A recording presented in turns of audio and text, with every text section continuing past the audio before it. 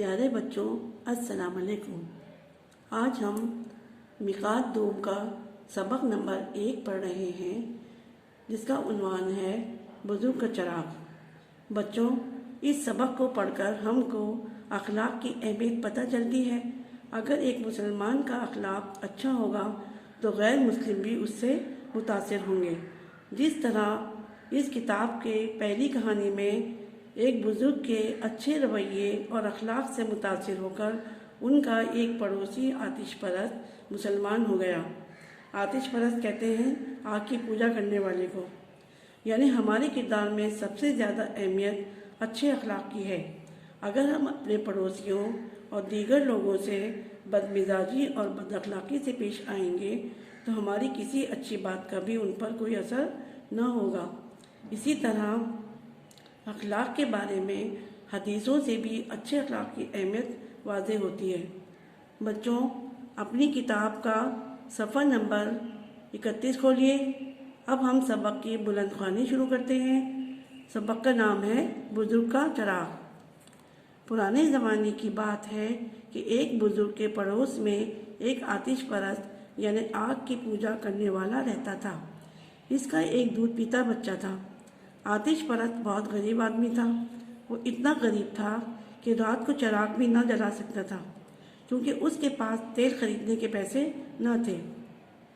जब रात होती तो अंधेरे की वजह से उसका दूध पीता बच्चा रोया करता था। एक रात वो बच्चा बहुत रोया तो वो बुजुर्ग उठे और अपना चिराग इस आतिश परस्त के घर छोड़ आए। बच्चा चुप हो गया। दूसरी रात भी इस बुजुर्ग ने ऐसा ही किया और तीसरी रात भी ऐसा ही किया। इस आतिश परस्त पर बुजुर्ग के अच्छे सलूक का बड़ा गहरा असर हुआ। उसने बच्चे की अम्मी से कहा कि देखो, इन बुजुर्ग के चिराग की रोशनी तो हमारे घर आ गई है। हम कुफर के अंधेरे में क्यों रहें? चलो इन बुजुर्ग के पास चलते हैं और ईमान की रोशनी भी ले लेते हैं। वो दोनों मियाँ बीवी उन बुजुर्ग के पास गए और कलमा पढ़कर मुसलमान हो गए। प्यारे बच्चों, आपने देखा, इन बुजुर्ग के अच्छे सलूक और अच्छे अखलाक की बरकत से आतिश परस्त और उसकी बीवी दोनों मुसलमान हो गए।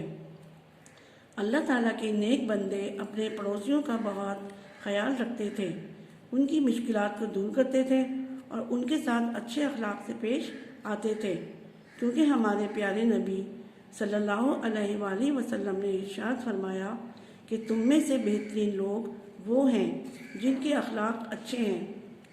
बच्चों, इस कहानी के इस पैराग्राफ में एक आतिश परस्त की कहानी बयान की गई है, जिसके पड़ोस में एक नेकदिल और अच्छे अखलाक के बुजुर्ग रहते थे। और आपने जैसा कि आपने बुलंद ख्वानी की है, तो इस तरह से हमें मालूम होता है कि उनके अच्छे सलूक और अखलाक की वजह से वो गैर मुस्लिम और उसकी बीवी दोनों मुसलमान हो गए। बच्चों, आगे बुलंद ख्वानी देखिए। फरमाया, क़यामत के दिन मोमिन के आमाल की तराजू में सबसे भारी अमल अच्छे अखलाक होंगे।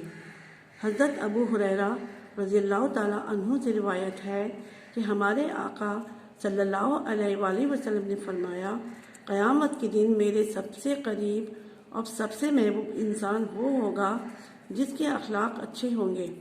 प्यारे बच्चों, अच्छे अखलाक अल्लाह ताला की बहुत बड़ी नेमत है और अल्लाह ताला का ख़ास इनाम है। एक दफ़ा कुछ लोगों ने आका सल्लल्लाहु अलैहि वसल्लम से पूछा, या रसूलल्लाह सल्लल्लाहु अलैहि वसल्लम, जो चीज़ें इंसान को दी गई हैं इनमें सबसे बेहतरीन चीज़ क्या है? तो प्यारे आका सल्लल्लाहु अलैहि वसल्लम ने जवाब दिया, अच्छे अखलाक। एक और जगह इरशाद फरमाया, तुम अपने माल के ज़रिए लोगों को खुश नहीं कर सकते, लिहाजा खंदा पेशानी और अच्छे अखलाक के ज़रिए से लोगों को खुश रखा करो। इसलिए हमें इन बुजुर्ग की तरह दूसरों के साथ अच्छा सलूक करना चाहिए और सबसे अच्छे अखलाक के साथ पेश आना चाहिए। बच्चों, इस सबक में हमें अखलाक की अहमियत के बारे में कई अहादीस बताकर समझाया गया है कि अखलाक अल्लाह ताला की बहुत बड़ी नेमत है और ये हमारे लिए इनाम है। इंसान किसी को अपने मालो दौलत से इतना खुश नहीं रख सकता जितना कि अपने अच्छे अखलाक से बुरे से बुरे शख्स को भी अपनी बात समझाने और मानने पर माइल कर सकता है। चुनाचे एक हदीस है कि हुजूर सल्लल्लाहु अलैहि वसल्लम ने फरमाया कि मैं मौल्लम इखलाक बनाकर भेजा गया हूँ। आपने अपने अखलाक की बदौलत अपने बद से बदतर दुश्मन को भी माफ़ कर दिया और अपना बदला ना लिया, जिसकी बदौलत काफिर भी तेज़ी से इस्लाम कबूल करने लगे।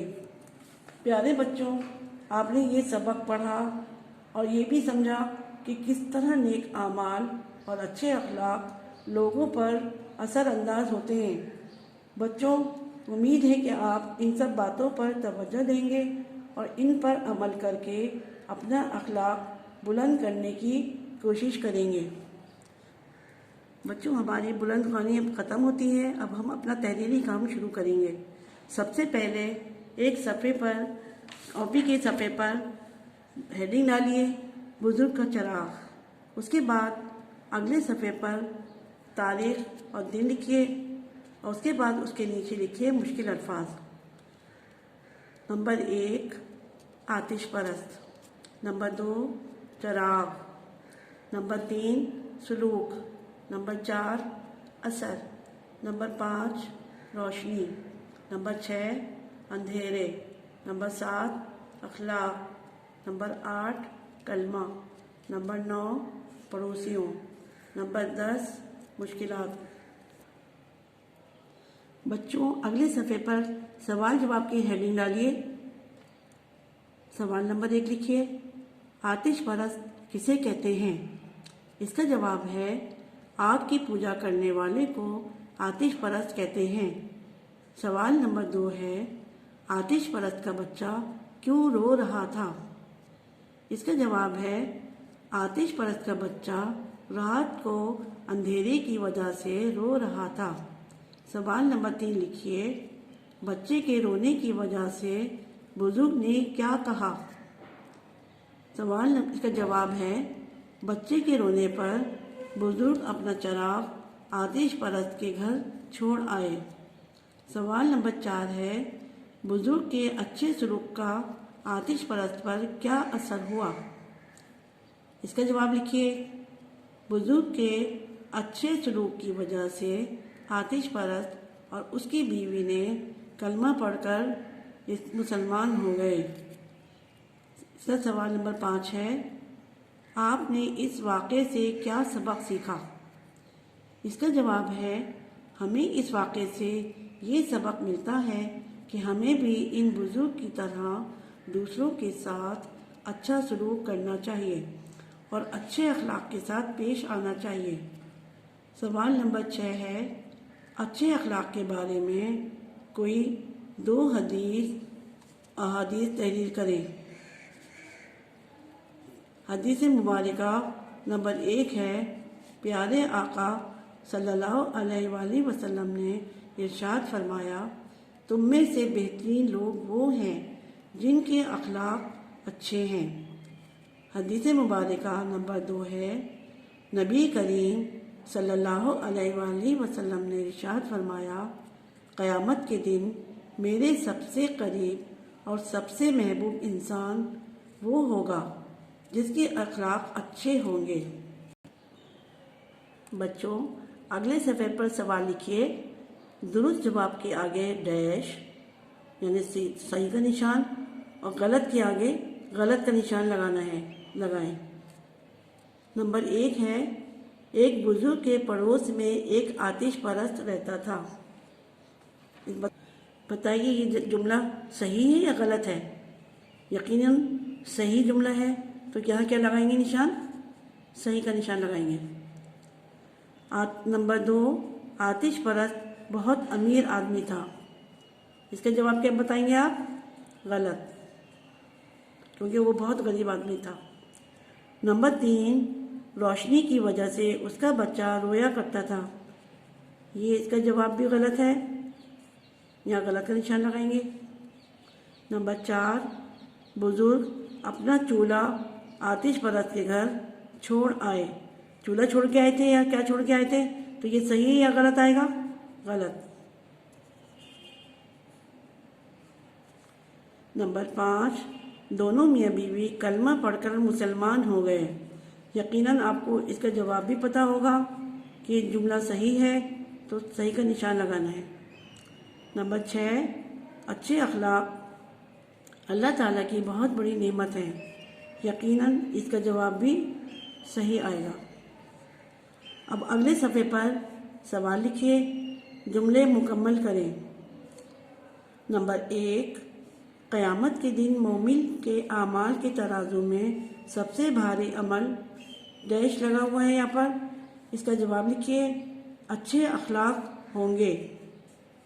नंबर 2, हमें इन बुजुर्ग की तरह दूसरों के साथ, यहाँ डैश लगा हुआ है, इसका जवाब क्या आएगा, अच्छा सलूक करना चाहिए। नंबर 3, जो चीज़ें इंसान को दी गई हैं इनमें सबसे बेहतरीन डैश, सबसे बेहतरीन क्या है, अच्छे अखलाक हैं। नंबर 4, जिनके अखलाक अच्छे होंगे क़यामत के दिन वो आप सल्लल्लाहु अलैहि वसल्लम के डैश, यहाँ क्या जवाब लिखेंगे, करीब और महबूब होगा। बच्चों अगले सफ़े पर सवाल लिखिए, इबारत को इस तरह मिलाएं कि जुमला मुकम्मल हो जाए। यहाँ पर एक लाइन में कुछ जुमले दे रखे हैं, दूसरी लाइन में भी कुछ जुमले हैं, तो जिस जुमले में जो जुमला मैच कर रहा होगा उसको आप स्केल की मदद से पेंसिल से लाइन खींचेंगे। नंबर 1 है, बुजुर्ग के पड़ोस में एक। अब इस लाइन में कौन सा सही आएगा जवाब, एक आतिश परस्त रहता था। नंबर 2, वो इतना गरीब था कि रात, यहाँ पर जुमले में कौन सा सही आएगा, बिल्कुल सही आएगा जुमला सही। नंबर 3, अंधेरे की वजह से, अब इसमें कौन सा जवाब आएगा, ये आएगा यहाँ तक, इसका बच्चा रोता था।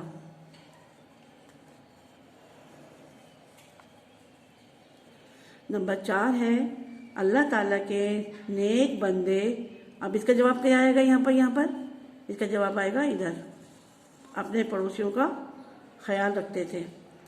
नंबर 5, आतिश परस्त पर बुजुर्ग के सलूक का क्या हुआ, यहाँ पर बड़ा गहरा असर हुआ। नंबर 6, तुम में बेहतरीन लोग वो हैं जिनके अखलाक अच्छे हैं, इसका जवाब क्या आएगा, ये। नंबर 7, अच्छे अखलाक के ज़रिए से, यहाँ पर क्या जवाब आएगा, लोगों को खुश रखा करो। बच्चों अब अगले सफ़े पर सवाल लिखिए, इन अल्फाज के मायने नीचे दिए गए हैं, ढूंढ कर लिखिए। यहाँ पर कुछ अल्फाज लिखे हुए हैं, उनके मायने यहाँ पर नीचे हैं। पहला है आतिश परस्त, जिसका जवाब आप क्या लिखेंगे, आग की पूजा करने वाला। नंबर 2, क्या लिखा हुआ है, सलूक, सलूक के क्या मायने होते हैं, बर्ताव। नंबर 3 है बुजुर्ग, इसका मीनिंग क्या होते हैं, इसके मायने क्या हैं, बड़ी उम्र का। नंबर 4, चराग, चराग दिया को कहते हैं, दिया यानी चराग, तो इसके मायने क्या लिखेंगे, चराग के मायने दिया। नंबर 5, पूजा, पूजा के मायने होते हैं इबादत। नंबर 6, पड़ोसी, पड़ोसी किसे कहते हैं, यानी इसके क्या मायने होते हैं, हमसाया। नंबर 7 है अखलाक, अखलाक के क्या मायने लिखेंगे आप, मिलनसारी। बच्चों अब आपका सबक रिटर्न भी यानी तहरीरी काम भी ख़त्म हो गया है। उम्मीद है कि आप अच्छे तरीके से अच्छी लिखाई में अपना काम करेंगे और कोशिश करेंगे इंशाल्लाह कि अपना काम अपने लिखाई में ही करें, ताकि आपकी लिखाई भी अच्छी हो और आपको सबक भी याद हो जाए।